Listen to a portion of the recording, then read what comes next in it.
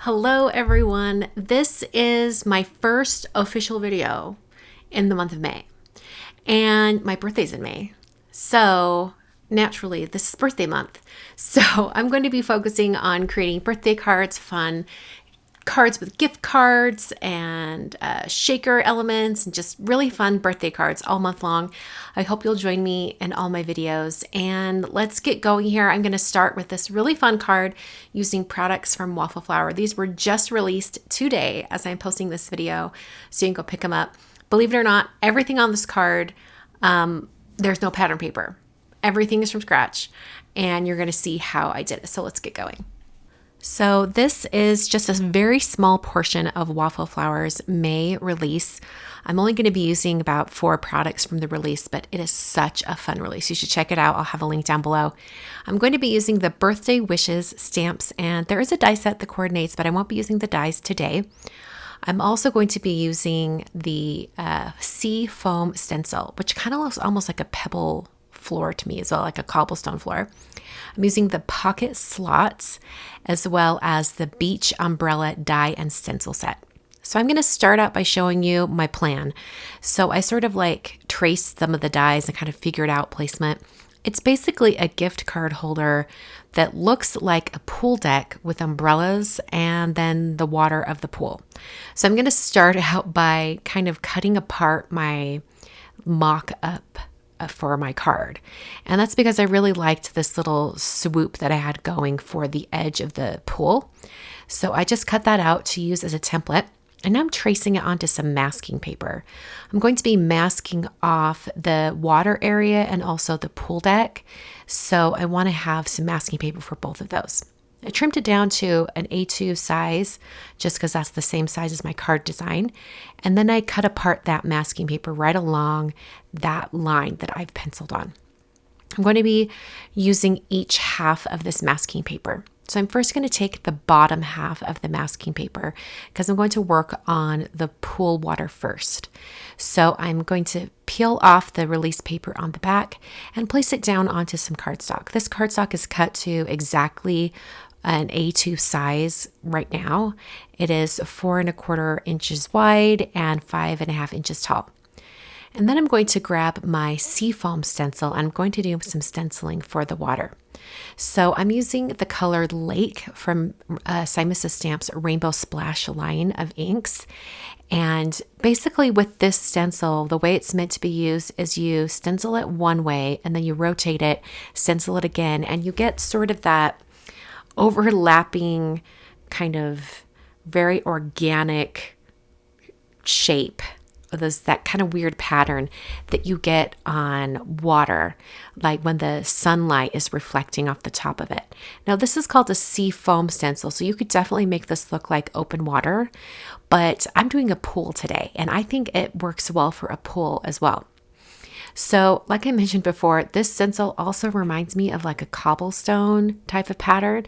So I think you could use this stencil with gray and brown tones to make a cobblestone floor for something. I think there's a lot of different options that you can use this stencil for. These very organic shapes work for a lot of different things. So I did both directions and then I went back and darkened up the first one because I realized I did not stencil on enough color. So I went back and stenciled on even more.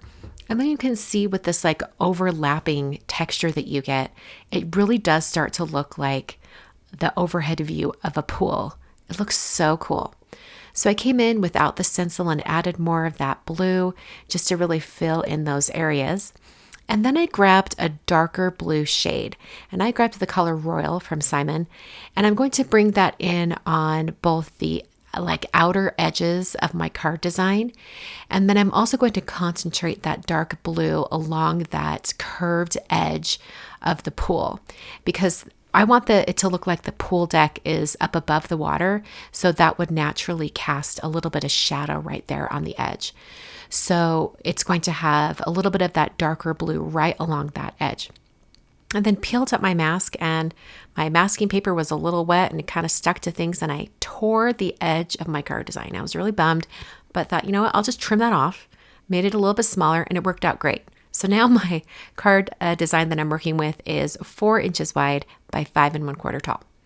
Now I want to add a deck texture, like some wood plank texture to the pool deck. And I wanted to do kind of like a DIY, almost like you're creating your own pattern paper deal. And I saw Gina K do this in a video 5 million years ago. I think I found her first time doing it may have been like 10 years ago on her YouTube channel. So essentially what you do is you use a scoring board, and you're first going to score in the grooves of the wood planks. So I'm using about 1/2 inch for each wood plank. I'm using this scoring tool so I can get a really sharp edge. And I created kind of like a triangle template so I could put that up into the corner of my score buddy, and then put my project right up next to it, and it would hold it in place so I could make sure that all of my diagonal lines were perfect. So I sort of just taped that to the back of my project just to have that in place during the scoring. Then I removed it, and I'm going to take some Gina K colors. This first one is Moonlight Fog. I just went for some kind of like neutral colors that I had in my stash. I've got Moonlight Fog, and I think this one is Dark Chocolate or something like that. I'm also going to bring in the color Slate, and I think I've got one other one, like a Dark Sage or something like that. But I'm going to bring in quite a few different colors because like wood planks like this are never just entirely one color. I think it starts to look more realistic when you use a bunch of different colors. So I'm starting out with Moonlit Fog, and I'm basically sweeping the ink cube over that area in the direction of the wood planks. You can have a few little swooshes going not quite straight. I think that really lends itself to a more organic wood plank look.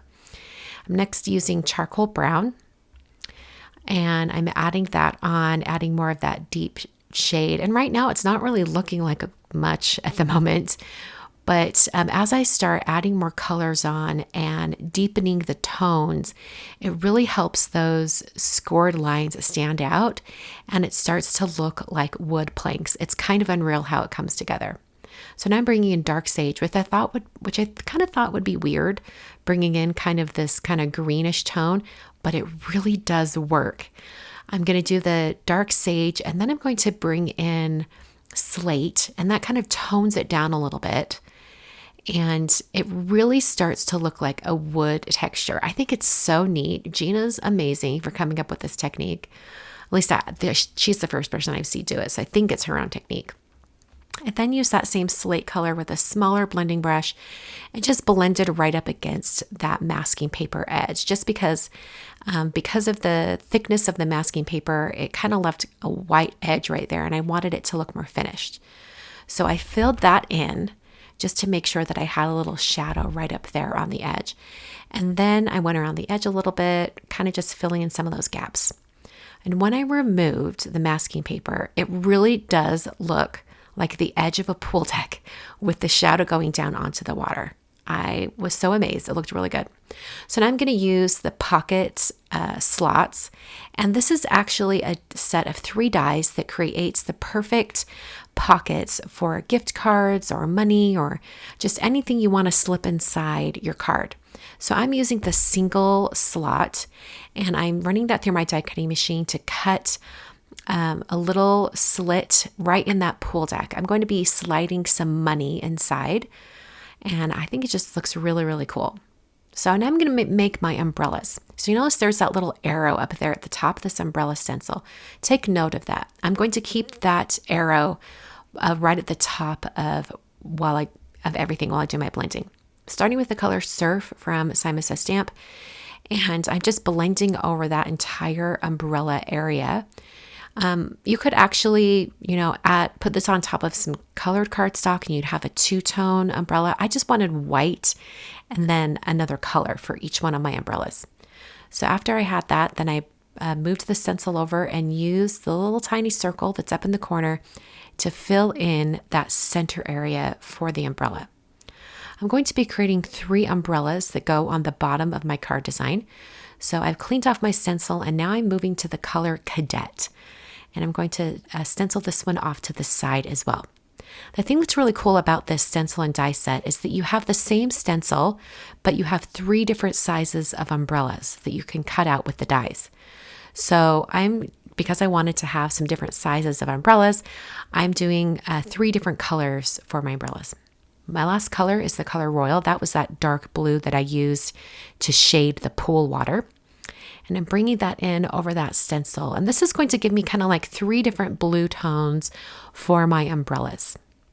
So after I had all of the umbrella sections stenciled on, I then grabbed the dies. And I wanted to show you the dies because there's a little notch on the top of the dies. Do you see that little notch right there at the top? That corresponds with that arrow on the stencil. So remember, it was kind of to the top, but now I've turned my cardstock. So now I'm making sure that that notch lines up with that same area. If you're worried about possibly forgetting where you had the notch, you could always just use a pencil, put a little mark next to that spot, but it works out well. So those little notches I lined up on that kind of corner for each one of these, and then ran that through my die cutting machine. And you can see that the larger one, it cut out the whole stencil design, and then the medium size just cut out the center area. I did that for my last umbrella as well. So I've got 1 large and 2 medium umbrellas. I then kind of place these on my card design to kind of see exactly where I was headed with this, and everything looked great. And then I wanted to test how the money would slide inside that little slit. So I have a $50 bill. I don't know how I have cash hanging around, but I happen to have a $50 bill. And so that fits just perfectly in there. And I kind of ruffled it up so that it fills that whole area. So I'm going to be putting my greeting, I'm going to heat emboss it directly on top of that wood plank texture.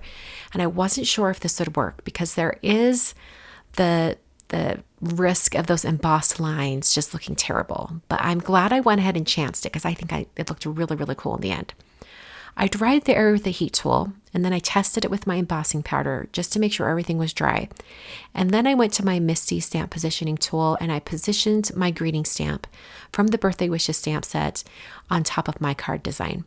Now this stamp set, I have to say, is amazing because it's all birthday sentiments, but a lot of them kind of make reference to like you're putting money in the card, or you're giving them a gift, or it's a treat or something like that. Really, really unique birthday phrases. So it's a really great stamp set to have on hand, especially if you pair it with those slot dies, because you could do a bunch of different things with it. I prepared the area with an anti-static powder tool and then stamped twice with white pigment ink. Then I applied my white embossing powder, which is Alabaster from Brutus Monroe. Tapped off the excess, and then I hit that with my heat tool until it was all smooth and melted. And I was very pleased with how this turned out. There were some gaps in the words, but for the most part, everything looked great. I used a microfiber towel just to wipe off any of that excess anti-static powder. And then I came in with the color Dark Chocolate, and I ink blended that over the top of the greeting just to add a little more color surrounding the words so that they would stand out more. And as I did that, I realized that it added too much of a warm tone right to that center area. So I swapped colors and switched to the color Slate, which is a very neutral gray. And it's going to cool down the warm tones of that dark chocolate ink and just give it a nice shadow kind of right behind those words. And then I'm going to take my towel and wipe off anything that was on the embossing powder. So there's still some gaps in the words, but I'll come back at the end and kind of fill that in with the gel pen. So now it's time to start assembling things. I'm going to put foam tape on the back of my designed area, and I'm going to put it only on the outer edges, kind of like the frame. And then I'm going to add some foam tape to the top section, everything above that slot, so that I still have room to slide in the money underneath on the bottom section. So I'm keeping that area open. I then put some tape runner adhesive, I'm using Tombow Extreme adhesive, on the back of one of the smaller umbrellas. And I'm going to position that right over kind of the center bottom below the greeting. Just kind of getting that in the right spot, and then I'll press that down. And then I added some foam tape to the back of the umbrellas. I just put it all over the umbrellas, even though they're going to kind of hang off the edge, just because I wanted to make sure it was adhered completely. So I adhered the smaller umbrella on the right and then the bigger umbrella on the left. And then I just used some scissors and lopped off everything that was hanging off the edge, just to get everything all squared up to the card design. I then removed the release paper on the back of my foam tape and then put that directly down onto my card front. I'm almost done here, but I wanted to test it out, make sure that that money can go in and out of the card freely and it's not going to have any issues. So like I said, I ruffled this up, tried to give it a nice kind of curved around look, and then slid that into that slot right above my greeting. And this slot here, you can put a lot of different things in it. I'm going to show you here at the end that you can use gift cards as well. So I used my Gelly Roll pen. This is a number 10 white Gelly Roll pen, just to fill in some of the gaps in the words that were going over those grooves in the wood. And then I grabbed my glossy accents and I added some glossy accents on the top of the umbrellas. I almost did clear enamel dots, but as you can see, that large umbrella on the left, it just intersects right through the center, and I didn't want to have to deal with cutting apart an enamel dot. So there's the glossy accents. Card is pretty much finished. And I wanted to show you that this money comes in and out really easily, and you can swap it out and put other things inside. You could, put gift cards or a special note or anything like that, but it's particularly sized so that you could put money or gift cards. Such a fun idea, and I think it looks really, really great. So that's the card for today. Just a reminder that everything I've used today is available online. I've got links down below. Specifically, check out the links going over to waffleflower.com. They've got the full release over there. Check it out. It's such a fun release.